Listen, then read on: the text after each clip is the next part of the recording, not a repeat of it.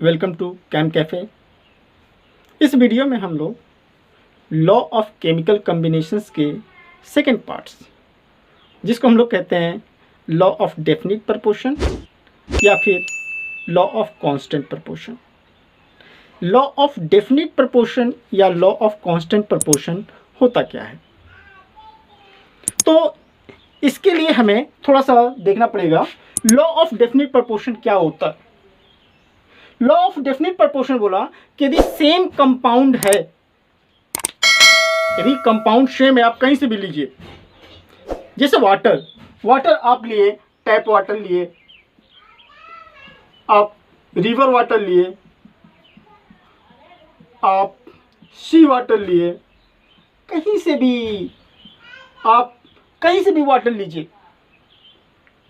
तो कंपाउंड तो सेम है। वाटर सेम कंपाउंड में सेम एलिमेंट होगा, यानी all water contains only hydrogen and oxygen. Same compound के अंदर सेम एलिमेंट होगा और सेम प्रपोर्शन बाय मास, यानी इन सारे वाटर्स में यदि हम लोग मास का रेशियो निकालें तो 2:16, 1:8। ऑल वाटर में कंपाउंड यदि सेम है, उसके अंदर एलिमेंट सेम होगा और एलिमेंट के मास का रेशियो भी सेम होगा। तो लैंग्वेज में हम क्या कह सकते हैं, same compound always contains same element, always contains same element and in same proportion by mass, in same proportion by mass। Compound कुछ भी हो, जैसे आप कार्बन डाइऑक्साइड ले रहे हो, कार्बन डाइऑक्साइड एक आप एरियल कार्बन डाइऑक्साइड ले लो, एक आप कैल्शियम कार्बोनेट को हीट करो, वहां से आप कार्बन डाइऑक्साइड लो, एक आप कार्बन मोनोऑक्साइड को ऑक्सीजन से रिएक्ट करवाओ, यहां से आप कार्बन डाइऑक्साइड लो। तो एवरी कार्बन डाइऑक्साइड में सिर्फ कार्बन और ऑक्सीजन ही होगा और इनके मास का ratio 12:32 means 3:8 every carbon dioxide में। तो लॉ कहता है same compound always contain same elements and in same proportion by mass. Same proportion by mass यानी कंपाउंड के अंदर एलिमेंट्स का जो परसेंटेज है वह सारे के अंदर सेम होगा।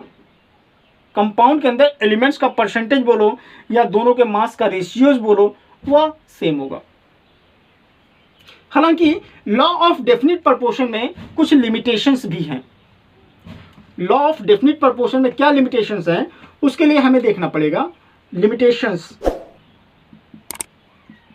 पहला लिमिटेशन हमारा है कि law of definite proportion only valid है सेम आइसोटॉपिक मास के लिए। जैसे एक हमारे पास वाटर रहा जिसमें मैंने प्रोटेनियम लिया, प्रोटेनियम मीन्स ऐसा हाइड्रोजन जिसमें एक प्रोटॉन और एक इलेक्ट्रॉन हो, न्यूट्रॉन ना हो। एक मैंने ऐसा वाटर लिया जिसके अंदर ड्यूटेरियम हो। ड्यूटेरियम हाइड्रोजन का एक आइसोटॉप होता है जिसका मास अलग होता है, मास 2 होता है। तो यहां पर हमारा वाटर और ऑक्सीजन का रेशियो 1:8 आएगा, लेकिन यहां पर हाइड्रोजन का एटॉमिक मास 2 हो जाता है, तो ये हुआ आपका 4:16, कैंसिल होके ये आएगा 1:4। मीन्स हम कह सकते हैं valid for same isotopic mass, valid for same isotopic mass, क्योंकि डिफरेंट आइसोटॉप्स लेने पर रेशियो सेम नहीं आ रहा, जैसा कि लॉ बोला था। It is valid for same isotopic mass. और दूसरा, यदि हम लोग इसका लिमिटेशन देखें तो organic chemistry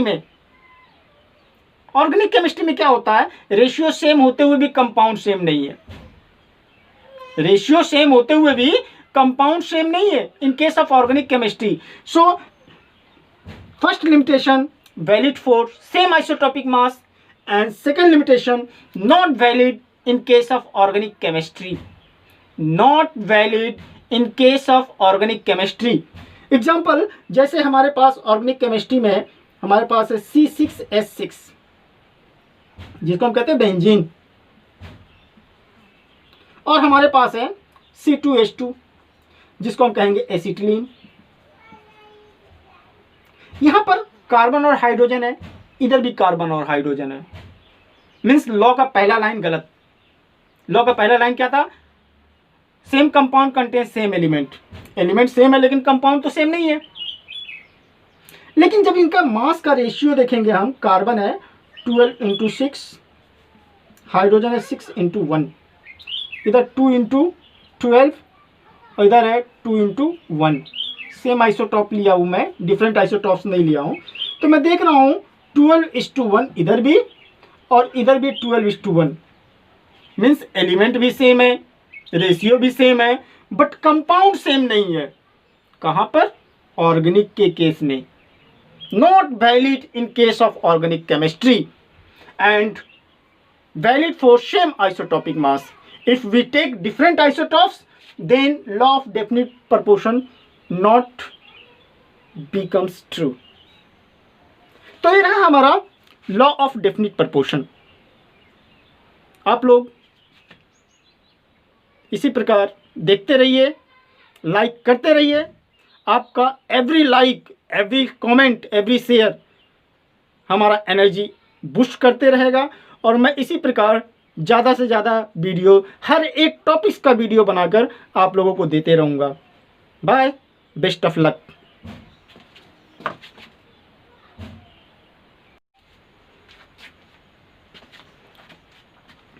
hi students, welcome to chem cafe.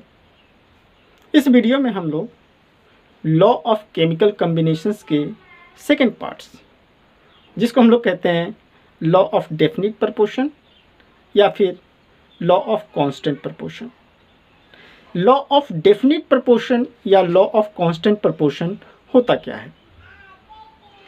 तो इसके लिए हमें थोड़ा सा देखना पड़ेगा लॉ ऑफ डेफिनिट प्रपोर्शन क्या होता है।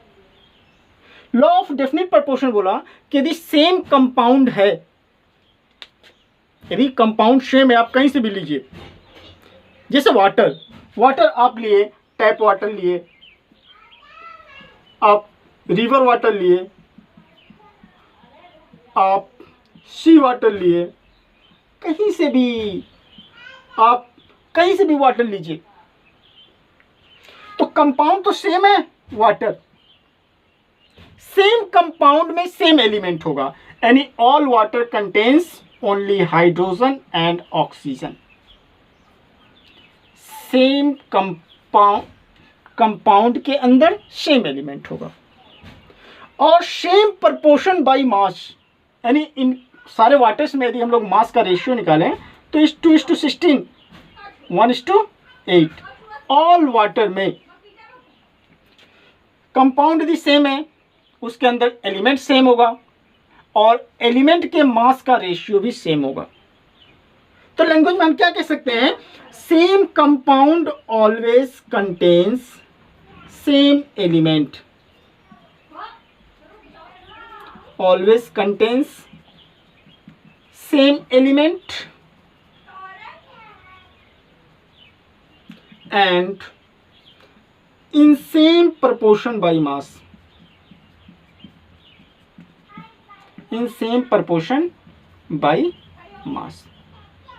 कंपाउंड कुछ भी हो, जैसे आप कार्बन डाइऑक्साइड ले लो, कार्बन डाइऑक्साइड एक आप एरियल कार्बन डाइऑक्साइड ले लो, एक आप कैल्शियम कार्बोनेट को हीट करो, वहां से आप कार्बन डाइऑक्साइड लो, एक आप कार्बन मोनोऑक्साइड को ऑक्सीजन से रिएक्ट करवाओ, यहां से आप कार्बन डाइऑक्साइड लो। तो एवरी कार्बन डाइऑक्साइड में सिर्फ कार्बन और ऑक्सीजन ही होगा और इनके मास का ratio 12:32 means 3:8 every carbon dioxide में। तो लॉ कहता है same compound always contain same elements and in same proportion by mass. Same proportion by mass यानी कंपाउंड के अंदर एलिमेंट्स का जो परसेंटेज है वह सारे के अंदर सेम होगा। कंपाउंड के अंदर एलिमेंट्स का परसेंटेज बोलो या दोनों के मास का रेशियोज बोलो, वह सेम होगा। हालांकि लॉ ऑफ डेफिनिट प्रोपोर्शन में कुछ लिमिटेशंस भी हैं। लॉ ऑफ डेफिनिट प्रोपोर्शन में क्या लिमिटेशंस हैं, उसके लिए हमें देखना पड़ेगा। लिमिटेशंस, पहला लिमिटेशन हमारा है कि law of definite proportion only valid है सेम आइसोटॉपिक मास के लिए। जैसे एक हमारे पास वाटर रहा जिसमें मैंने प्रोटेनियम लिया।